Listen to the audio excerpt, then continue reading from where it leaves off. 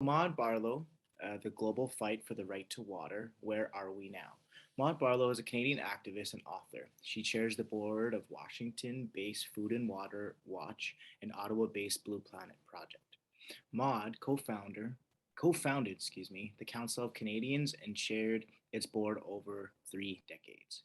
She serves on the board of advisors of the Global Alliance for the Rights of Nature and is a counselor with the Hamburg-based World Future Council.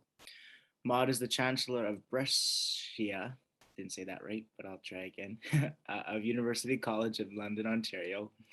Maude is a recipient of 14 honorary doctorates, my goodness, as well as many awards, including the 2005 Right Livelihood Award, known as the Alterna-tive Nobel, the 2005 Lannan Foundational Cultural Freedom Fellowship Award, the Citation of Lifetime Achievement at the 2008 Canadian Envi-ronment Awards, the 2009 Earth Day Canada Outstanding Environmental Achievement Award, the 2009 Planet in Focus Eco Hero Award, and the 2011 EarthCare Award, and the highest international honor of the Sierra Club, which is in the US.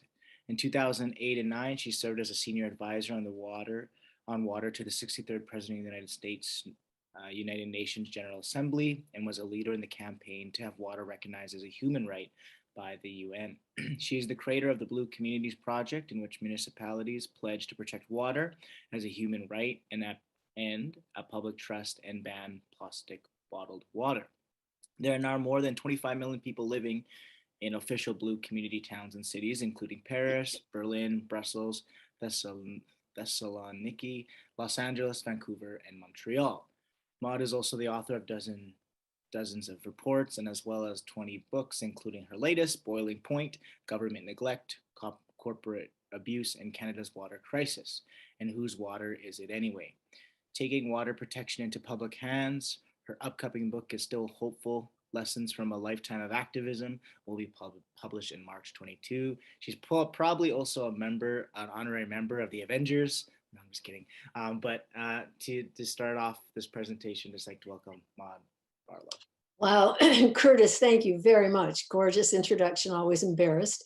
And thank you, Jesse, and thank you for having me here. I'm in Ottawa, the unceded territory of the Algonquin Anishinaabe, and I'm just delighted to be part of this. Jesse and I talked about what would be the best contribution I could make to this wonderful gathering. And we realized, and I realized, that there are many experts on these panels on the situation in Indigenous communities in Canada, and that what I could add is the story out globally. Where are we on the human right to water? How are we doing? Sort of what's the story out there? And then I'll come back to Canada and the fights here. So the first thing I want to say is that I want us to think a little bit about water separately from climate.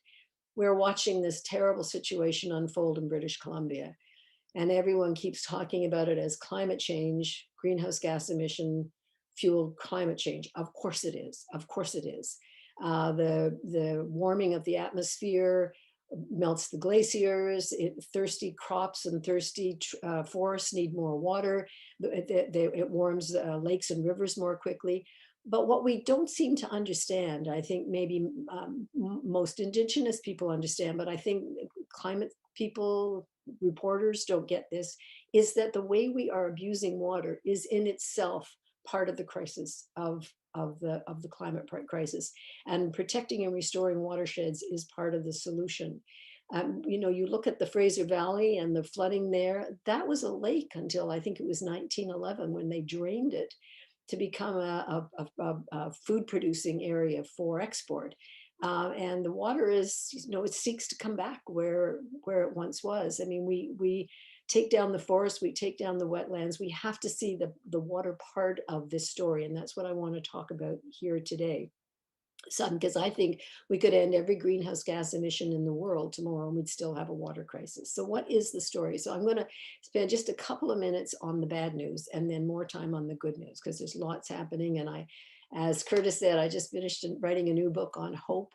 And I want to have a hopeful message. I want people to know there's stuff we can do. Particularly the message to young people must not be it's too late, there's nothing you can do, the earth is ending. No, no, those are not good messages. We can do this together intergenerationally and every way else. But I will start with some facts that we need to face in terms of the global water crisis. We do have a global water crisis, and that is that many things that we are doing to water that is not good. We are polluting it in terrible ways, continuing in terrible ways in many, many parts of the world. In the United States, they actually have sites where you're allowed to dump your toxic and chemical waste, if you're a big industry, right into these sites legally into the groundwater.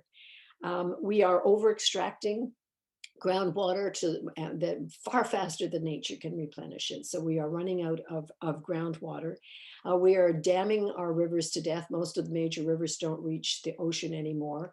We're diverting water from our nature, or the creator put it to where we want it, free trade zones or industrial agriculture and so on. And we leave that area in terrible trouble.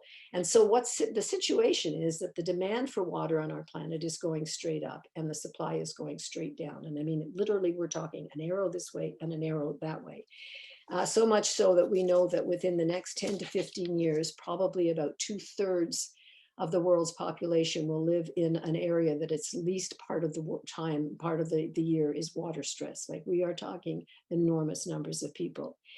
It is the lack of clean water and sanitation is the largest threat, the greatest threat to human rights of our time. If you put together the dirty water and malaria and all of the things that it creates, the United Nations calls the lack of water the scourge of the earth. We know that every day over 2 billion people are forced to drink contaminated water because they don't have access to clean water.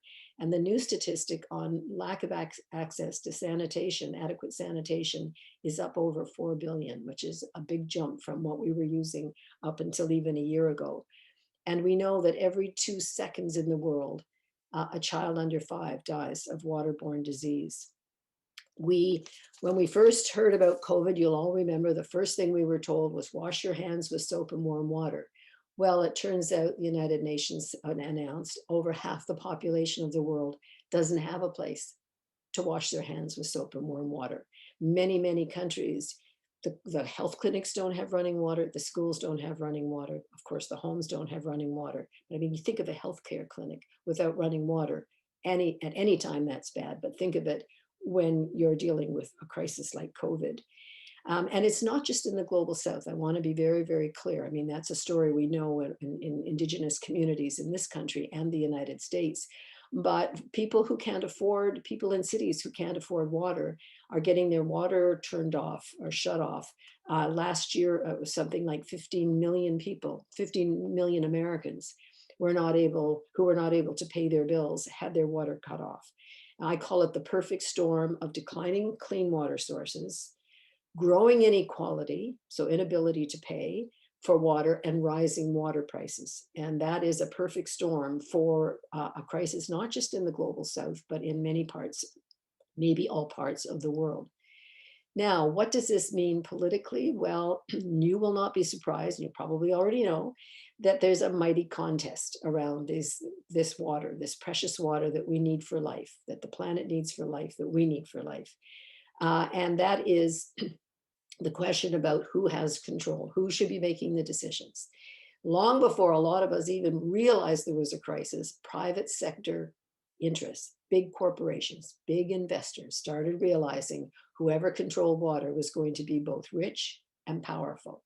And so they believe, and this is taught in business schools, trust me, around the world, that the best way to deal with the water crisis is to say it's a commodity. It should be put on the open market like oil and gas for sale, and the market will take care of it. It will go up in price, but people won't be able to afford it. Therefore, that will save it.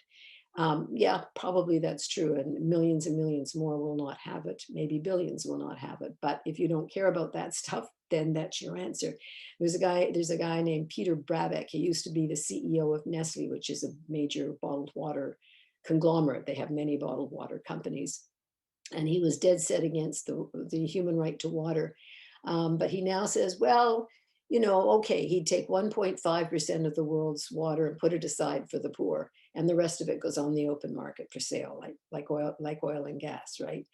That's one side. And on the other side are those of us who believe that water is a commons, belongs to the earth and all species, that it is a public trust that must be governed democratically, particularly by local communities, and is a fundamental human right. And those are two very, very different concepts. You can't kind of say a little bit of both because you're building policy on one of those. And we really have to fight to assert that water is a fundamental human right.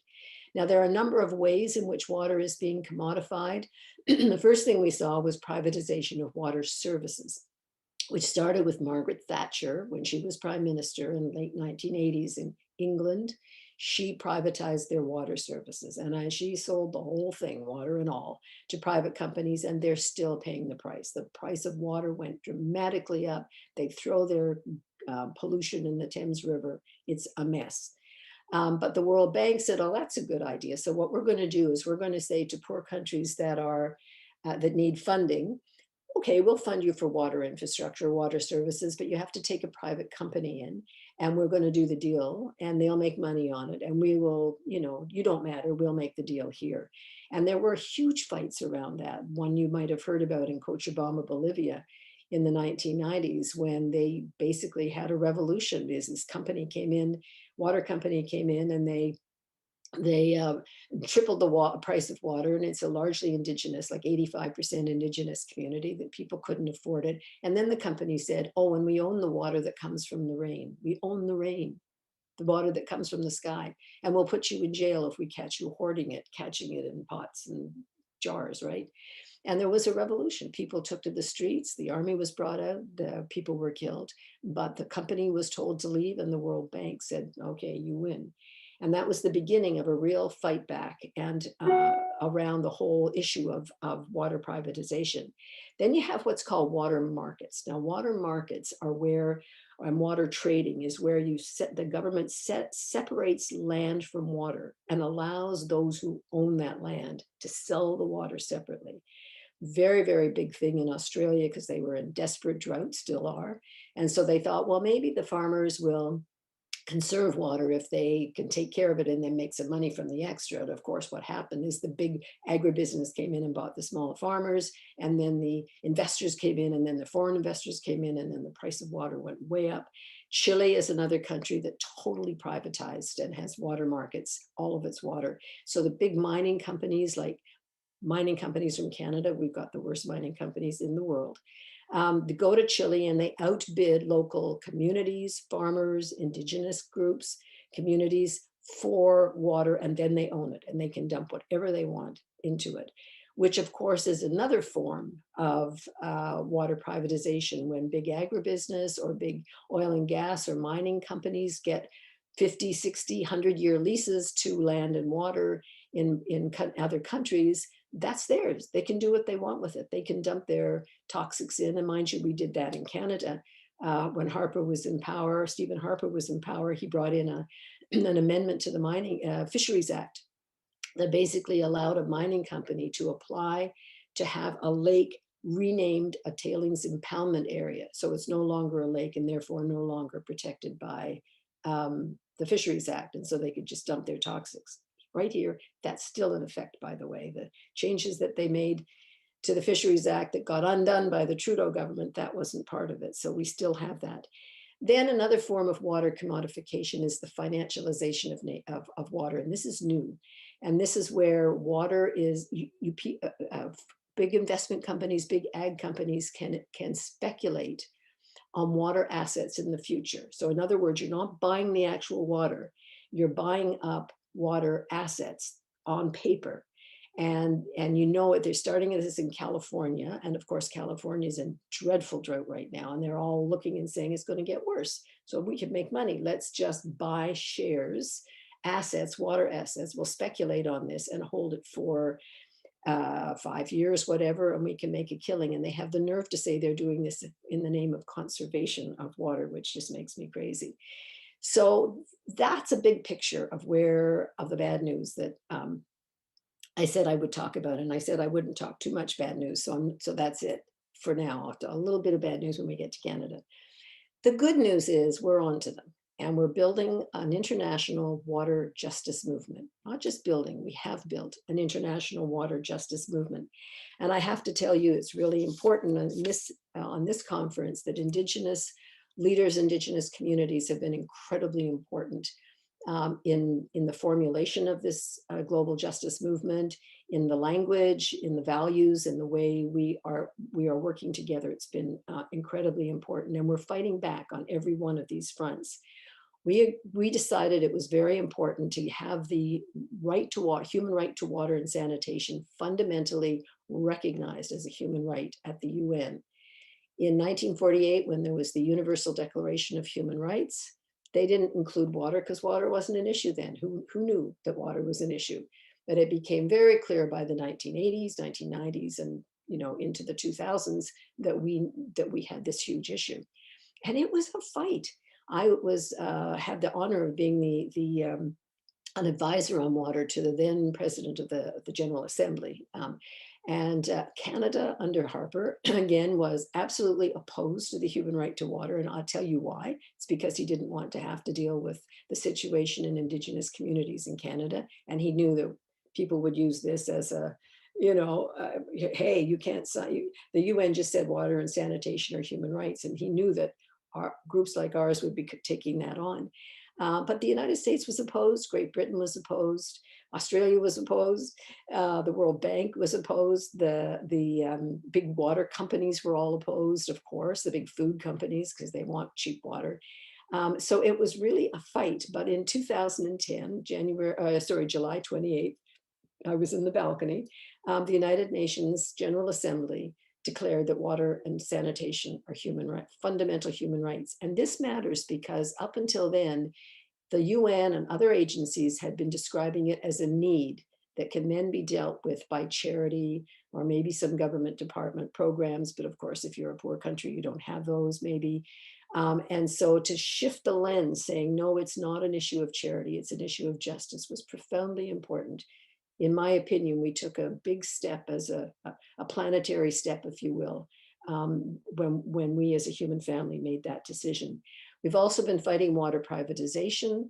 There are now 337 municipalities around the world that tried privatization of water services and realized it was a terrible mistake and went back to public control, including some big cities like Berlin and Paris, a lot of big cities that tried this and thought, they were convinced that, oh, the private sector can deliver it better and more cheaply, et cetera, et cetera. Not so. And this is really fundamentally, it's been a huge win for us.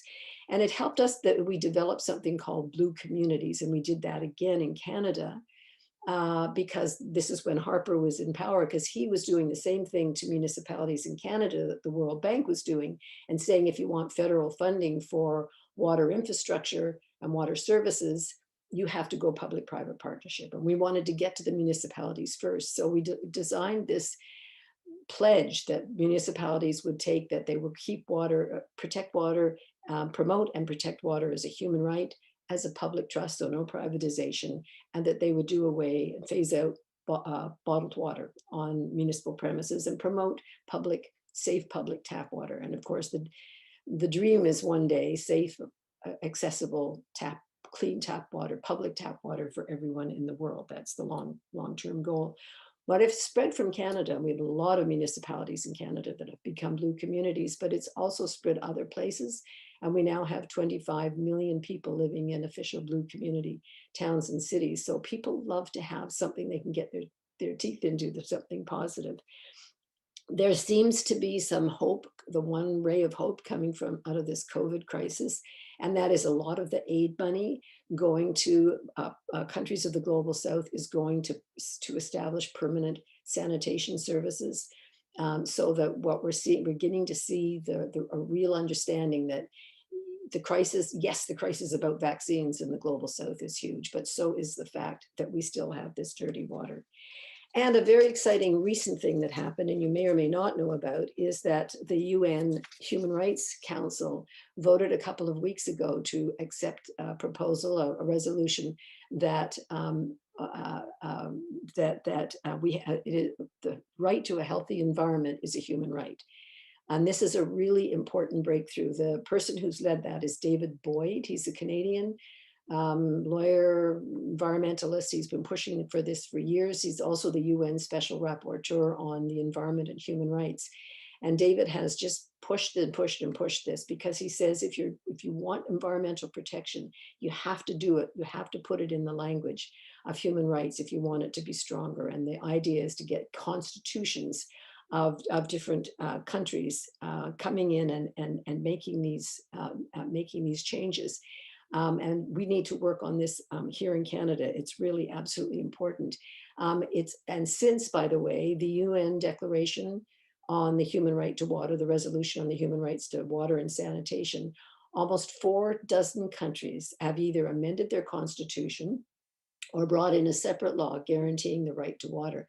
And one terrific example is Mexico, which changed its constitution to recognize the human right to water. A few years later, the government at the time was promoting privatization of water services. And our group said, you can't do that. You can't say it's a human right here in the Constitution and then say we're going to let big companies come in and own it. And they backed off. We also have a number of court cases. The Kalahari Bushmen of Botswana were kicked off their land. They kept coming back because this is their ancestral land.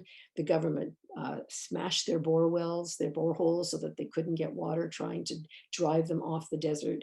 And they couldn't get any help from their courts until the UN resolution. And using that, they went to the Supreme Court of Botswana and got the right not only to go back to the desert, to have their water access reopened, but to compensation as well. So I'd really like for us to think about how to use this hard-earned right that we've fought for better. But I really do feel in many, many ways the tide is churning in terms of how people think about water. I think people are understanding, not everybody, obviously. We still have our big enemies out there, but I think ordinary people who may not have thought about this in the past now understand the need to keep water as a human right and a public trust.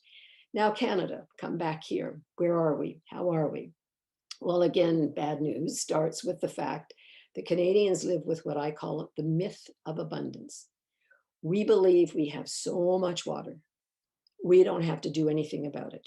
And this shows up in our terrible laws and regulations. We have very poor protection for water. We've had very little cross connection between the different departments and ministries and provinces and so on, making rules and laws. We have a patchwork across the country, and most of it's bad.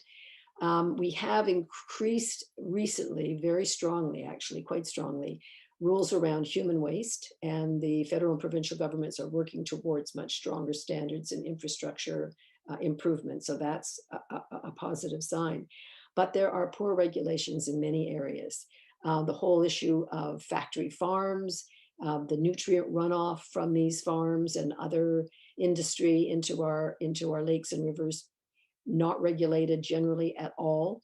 And there was a study a couple of years ago that found that 246 major lakes in Canada are in serious trouble, including Lake Winnipeg, by the way, which is the 10th largest lake in the world, are in serious trouble with blue-green algae, with this eutrophication. It's the overloading of nutrients into these lakes. And of course, it can kill them, and it can kill people and species aquatic life that depends on it. Fracking, mining, oil and gas extraction, you know the story there. I mean, we're watching, as I said earlier, what the horrific situation in British Columbia, but I've just done a chapter for an anthology on fracking in northern BC, and it's, of course, very similar in Alberta. Just incredible waste of water, just the abuse, just nobody's watching everybody can have whatever they want and dump whatever they want into it and use it for anything they want.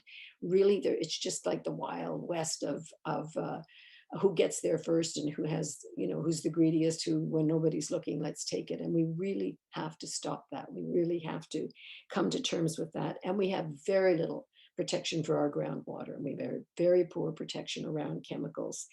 And again, on this call, I don't have to remind people that there have been countless assaults on watersheds in Indigenous territories and continue to be. That's the bad news. Here's the good news.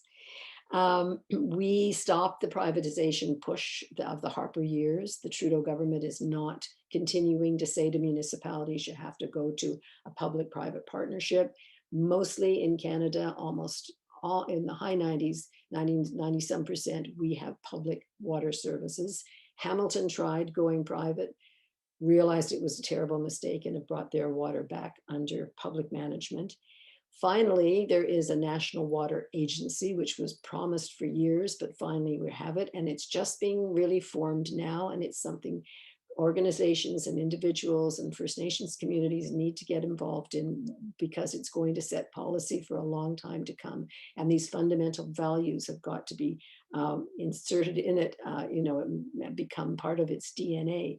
But it's really important that finally there's an understanding that you just can't have it haphazard here and there, that somebody's got to be looking after this incredible water heritage that this land has given us. You know that the government has pledged to protect 30% of both our land and our oceans adjacent to our country by 2030. This is an important goal. It is going to be incumbent upon all of us to make sure that not only they do it, but they do it in a way that's not handing it over to private corporations to make money, gambling like carbon offsets and so on, but it really is real. It must not be, we must not allow Indigenous peoples to be removed from their lands in the name of conservation of biodiversity and so on, which is happening right now in other countries. So we have to be vigilant. And we also know that the Trudeau government has promised to plant 2 billion trees. Now, that's a really important promise, again, that we have to hold them to. But why are old growth forests and trees coming down while what are we good? Why would he take those down? And to plant new trees, we have to protect what's there, and we have to restore our forests. It is incredibly important. I mean, what happened in British Columbia in the last few days is really related to deforestation, not just from taking down the trees for logging, but just what was lost in the terrible fires of the summer. The government, and this is good news, is updating the Canadian Environmental Protection Act, which has desperately been needed to be upgraded. And again, getting involved in that is a good thing. They're working with wonderful groups like Eco Justice, who are very, very critical of all the chemicals that are allowed into our land and food and water, unregulated chemicals that are not allowed in, say, in the European Union and other places. We have very lax rules here, but there's a promise that that's going to be part of that process, including cracking down on microbeads. And the preamble is going to recognize the human right to a healthy environment, again, which has just been adopted by the UN. So it's really important that we say, okay, what does that mean? And that really should be put in the Canadian Constitution or something similar, some kind of language that makes it the law of the land and not just good words at the beginning. I believe, and people will hear, well, maybe challenge some of this, but I believe I've been an activist, I guess, for close to 50 years now. And that's why my book is called Still Hopeful: Lessons from a Lifetime of Activism. And I've worked around all these issues for a long time, from women's rights, human rights, environmental rights, and so on, and worked with First Nations for many, many, many of those years. In fact, my father, Bill McGrath, worked with George Manuel, Art Manuel's father. Some of you will know Art and his wonderful daughter. And they were working on stopping capital and corporal punishment in this country. And they worked to change the criminal code as it applies to Indigenous people. So, that goes way back in my life to my childhood. So I can tell you that from all those years of activism, I have never seen as much desire among non-Indigenous people, settlers, for reconciliation. I'm not saying everybody, you know that's not true, but I've never seen the goodwill and the demand of our governments that they step in to make this happen, but that it's not just going to be through governments, it's going to be through all of us. It's really, I'm hopeful about that. And there are some polls that show that this is in fact true, that those people who are attacking racial minorities, the attacks on Asian people and so on, that it looks like it's growing. In fact, the polls show that it's not working at all, that people, the more that happens, the greater the number of Canadians who say that's horrible. I don't want any part of that, that we've never, in fact, been as welcoming to migrants and to diversity as now. I just been so many issues and issues, and I'll stop in a minute because I want to leave time for us to talk, but I was very involved in the Shoal Lake 40 fight. I visited there a number of times. That's the First Nation 39 and 40 that was divided on the border of Manitoba and Ontario so that Winnipeg could have water for the last 100 years. And it was just a terrible situation on the island part of it, the Shoal Lake 40 part of it. And I remember crossing that lake. I mean, the only way you could get across was by an old barge when the water was moving, and then walking over the ice in the winter. And I was there on a warm April day, and we were walking and hearing the water crack and thinking, literally people die. We could die right here, just going from one place to another. That road's been built. The Freedom Road has been built. There is water and sanitation. It took a long time. It took huge leadership from the First Nation itself, from Shoal Lake 40, but a real coming together of many, many people to make that happen. And I want us to feel hopeful that what happened there is going to happen in every community that still needs it. We have UNDRIP, the United Nations Declaration on the Rights of Indigenous People, which in my view takes the notion of human rights a whole layer further. One of the criticisms of the human rights agenda at the UN is it's very Western, it's very individualistic.